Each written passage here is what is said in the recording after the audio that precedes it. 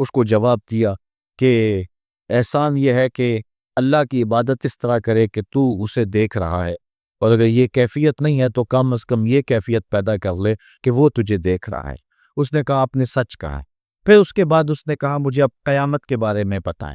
حضور علیہ السلام نے فرمایا جو ہے وہ مسئول سائل سے عالم نہیں ہے، تو اس نے کہا اچھا پھر مجھے قیامت کے کچھ نشانیاں بیان فرما دے۔ تو حضور علیہ السلام نے اس شخص کو جو نشانیاں بیان فرمائیں وہ یہ تھی کہ لونڈی اپنی مالکہ کو جنم دے گی، بکریاں چرانے والے، اونٹ چرانے والے، ننگے پاؤں والے اور ننگے بدن والے تم دیکھو گے کہ عمارتیں بنانے میں ایک دوسرے سے آگے بڑھنے کی کوشش کریں گے۔ بہرحال تھوڑی دیر تک وہ حضور کی خدمت میں بیٹھا رہا۔ اس کے بعد جب چلا گیا تو تھوڑی دیر گزری تو حضور نے فرمایا عمر جانتے ہو یہ شخص کون تھا؟ عرض کی اللہ و رسول و عالم، اللہ اور اس کا رسول جانتا ہے۔ فرمایا کہ جبریل امین تھا جو تمہیں تمہارا دین سکھانے کے لیے آیا تھا۔ تو حضرت جبریل امین نے آ کر کے حضور سے جو 4 سوالات کیے ان میں سے ایک سوال یہ تھا قیامت کب آئے گی اور قیامت کی نشانیاں کیا ہے؟ تو حضور نے یہ نشانیاں بیان فرمائیں کہ لونڈی اپنی مالکہ کو جنم دے گی، اور یہ نشانی اب ہمارے سامنے ہے کہ آج اولادیں اپنے جو ہے وہ ماں باپ کی آقا بنی ہوئی، بیٹی آج ماں کی حکمران بنی ہوئی ہے۔ یہ دور جس کی نشاندہی کی وہ بالکل آج ہمارے سامنے ہے۔ حضرت ابو ہریرہ رضی اللہ تعالیٰ عنہ سے ایک روایت ہے جس کو نبی رحمت صلی اللہ علیہ وآلہ وسلم سے وہ بیان کرتے ہیں، بینما النبی صلی اللہ علیہ وسلم یحدث اذ جاء اعرابی فقال متی الساعہ۔ حضرت ابو ہریرہ فرماتے ہیں کہ ہم حضور کی خدمت میں بیٹھے ہوئے تھے، ایک شخص حاضر ہوا، اس نے حضور سے کہا کہ حضور قیامت کب آئے گی؟ یہ سوال کیا، متی الساعہ، قیامت کب آئے گی؟ آقا کریم علیہ السلام نے اس کو جواب دیا، اذا ضیعت الامانہ فانتظر الساعہ، جب امانت کو ضائع کر دیا گیا تو سمجھ لے قیامت آ گئی۔ جب امانت کو ضائع کر دیا جائے گا تو سمجھ لے قیامت آ گئی ہے۔ قال کیف اضاعتها، عرض کی حضور امانت کو ضائع کرنا کیا مفہوم رکھتا ہے، اس کا مطلب کیا ہے؟ تشریح پوچھی حضور سے، تو حضور علیہ السلام نے جو جواب دیا وہ سماعت کیجئے۔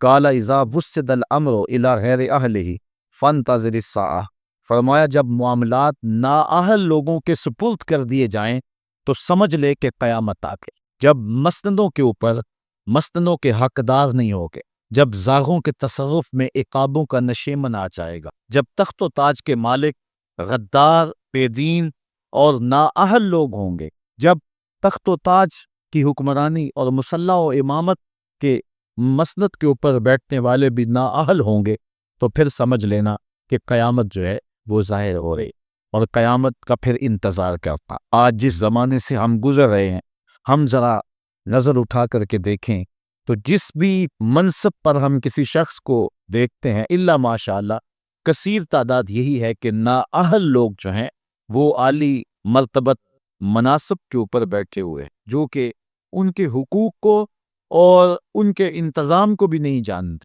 جو اس مسند کے تقاضوں سے بھی آگاہ نہیں ہیں، وہ بھی اس مسند کے اوپر بیٹھے ہوئے ہیں۔ ایک زمانہ تھا، یہ ہمارے بچپن کی کہانی ہے، کہ ایک مرتبہ اسمبلی میں بحث ہوئی آبپاشی کے بارے میں کہ فصلوں تک مقبول پانی نہیں پہنچتا اور جو ہے وہ فصل اچھے طریقے سے جو ہے وہ نہیں اگ پا رہی، اور ہمارا ملک زرعی ملک ہے، تو اس کے بارے میں سوچا جائے۔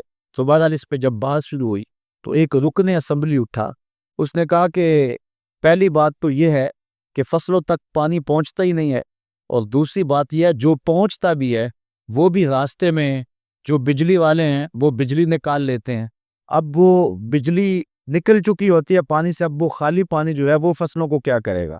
تو جب نااہل لوگ ایسی مسندوں کے اوپر اور ایسے مناصب کے اوپر بیٹھے ہوئے ہوں گے اور ہم لوگ ان کو منتخب کرتے ہیں، تو پھر آپ قیامت کا انتظار کیجئے، پھر قیامت آنے میں کوئی دیر نہیں ہے۔ تو حضور علیہ السلام نے 2 لفظوں کے اندر قیامت کے بارے میں یہ بات ارشاد فرما لی۔ یہ میں نے آپ کو اپنے بچپن کی کہانی سنائی ہے، لیکن اس دور کی کوئی ایک کہانی ہو تو میں آپ کے سامنے رکھوں۔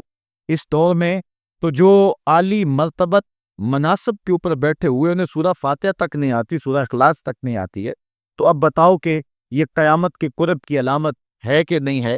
آپ دیکھیں جس تخت پہ بھی، جس تاج پہ بھی اور جس مسند اور منصب پہ بھی جو موجود ہے، کیا وہ اس کا حق ادا کر سکتا ہے یا اس کی اہلیت رکھتا ہے؟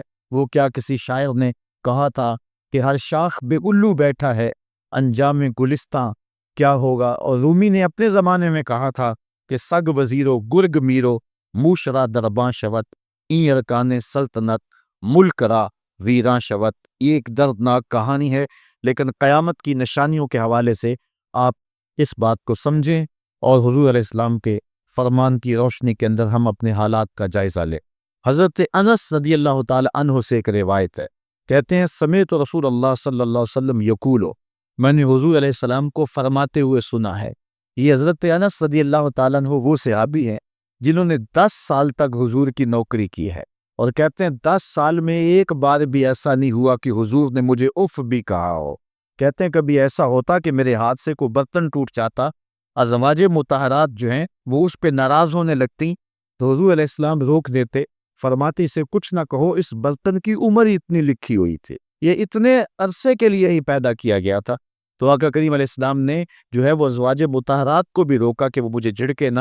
خطبت رسول اللہ صلی اللہ علیہ وآلہ وسلم 10 سنین، میں نے پورے 10 سال حضور کی نوکری کی ہے۔ بلکہ جب آپ کہیں گے کہ حضور کے خادم کا نام کیا ہے، سارے صحابی حضور کے خادم ہیں، لیکن نام حضرت انس رضی اللہ تعالی عنہ کو کہا گا۔ یہ حضور علیہ السلام کے خادم خاص ہیں، اور حضور سے بہت ساری باتیں انہوں نے سنی ہیں۔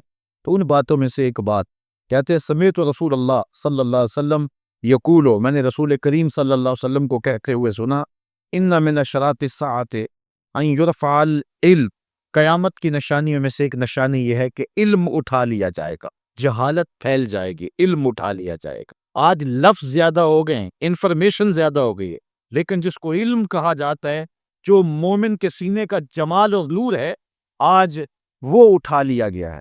آج لوگ کہتے ہیں جی جتنا علم آج ہے اتنا علم پہلے تو نہیں تھا۔ آج کوئی غزالی دکھاؤ، کوئی رازی دکھاؤ، کوئی رومی دکھاؤ، کوئی احمد بن حنبل جیسا شخص دکھاؤ، کوئی محمد بن حسن شیبانی جیسا شخص دکھاؤ، کوئی امام ابو حنیفہ کہ نالین کی خاک جیسا شخص بھی دکھاؤ، تو یہ ایک غلط بات ہے کہ جی پہلے زمانے میں اتنا علم نہیں ہوتا تھا، اب علم بہت زیادہ ہو گیا، جی علم بہت زیادہ پھیل گیا۔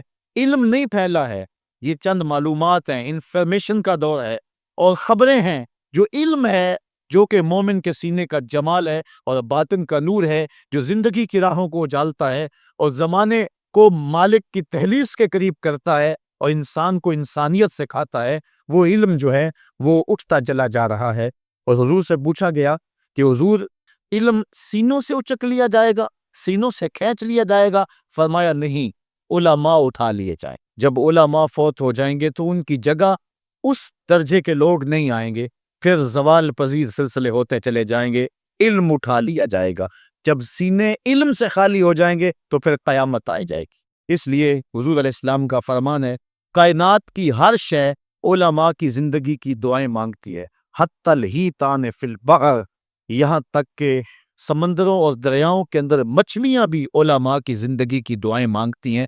انہیں پتہ ہے علماء ہیں تو کائنات معرض وجود میں آئی تو موجود رہے گی، اگر علماء نہیں ہوں گے تو کائنات جو ہے وہ بالکل قیامت کا شکار ہو جائے گی۔ تو پہلی چیز حضور نے ارشاد فرمایا ان یرفع العلم، علم اٹھا لیا جائے گا، ویکثر الجہل، اور جہالت عام ہو جائے۔ علم کی جگہ جو ہے وہ جہالت عام ہو جائے گی۔ آج علماء نہیں رہے ہیں، آج ہم جو ہے وہ انحصار کرنے لگے ہیں چند ٹیلی ویژن چینلوں پہ، اور اس کا نتیجہ کیا ہے کہ مختلف چینلز کے اوپر بیٹھے بہت سارے لوگ گمراہی پھیلا رہے ہیں۔ یہ ایک الگ داستان ہے، ایک الگ کہانی ہے کہ کس طرح سے علم کا گلا گھونٹا جا رہا ہے اور کس طرح جو ہے وہ لوگوں کو گمراہ کیا جا رہا ہے۔ یہ جہالت کی کثرت ہے۔ اور تیسری بات جو حضور نے ارشاد فرمائی، وَيَكْثُرَ الزِّنَا، زنا عام ہو جائے گا۔ نظر کا زنا یہ تو اس زمانے کے اندر برا رہا ہی نہیں، لوگ اس میں کوئی آر ہی نہیں سمجھتے۔ کسی کی بہن اور بیٹی کو دیکھنا اور اپنی آنکھوں کو شہوات سے بھرنا، یہ بندہ محسوس ہی نہیں کرتا ہے۔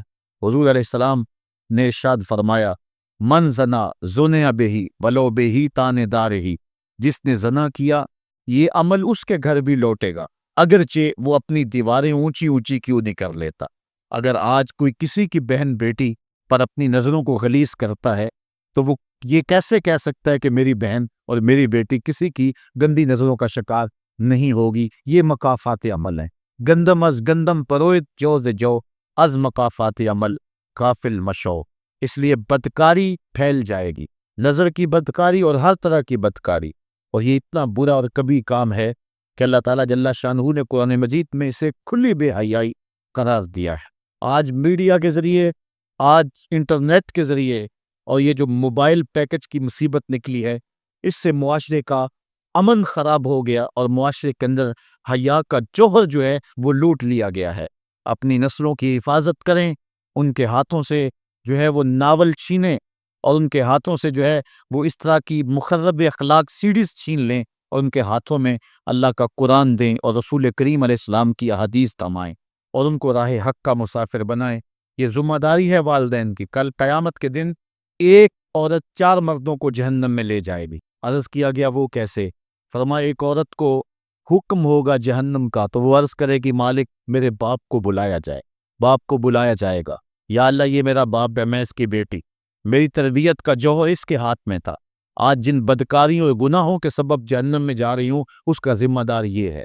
وہ باپ جس نے اپنے بیٹی کو سب کچھ دیا، اپنی اولاد کی تعلیم کے لیے اپنے پلاٹ بیچ دیے، جائیدادیں فروخت کر دی، نہیں دیا تو دین نہیں دیا، کل قیامت کے دن وہ اللہ کے حضور کیا جواب دے گا؟ ارشاد ہوگا اسے بھی پکڑو، اس کے باپ کو بھی پکڑو، جہنم میں لے جاؤ۔ عرض کرے گی نہیں مالک میرے بھائی کو بلایا جائے، بھائی کو بلایا جائے گا، مالک یہ میرا بھائی ہے، میں اس کی غیرت تھی، میں جن راہوں پہ چل کر کے تیرے عطاب اور تیرے قہر و غضب کی حقدار بنی اس کا ذمہ دار یہ ہے، اگر یہ مجھے روکتا، اپنی آبرو کی حفاظت کرتا، اپنی ناموس کا پہرا دیتا تو میں ان راستوں کی مسافر کیسے بنتی؟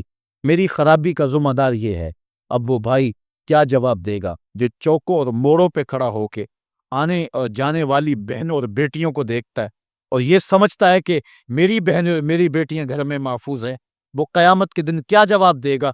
ارشاد ہوگا اسے بھی پکڑو، اس کے باپ کو بھی پکڑو، بھائی کو بھی پکڑو، جہنم میں لے جاؤ۔ عرض کرے گی نہیں مالک میرے شوہر کو بھی بلایا جائے، بلایا جائے گا، مالک یہ میرا شوہر ہے اور میں اس کی بیوی، میری تربیت کا جوہر ماں باپ کے بعد اس کے ہاتھ میں تھا، اور اس کے پاس طلاق کی دھمکی ایسی چیز تھی، مجھے جو چاہتا منواتا اور جس انداز میں ڈھالنا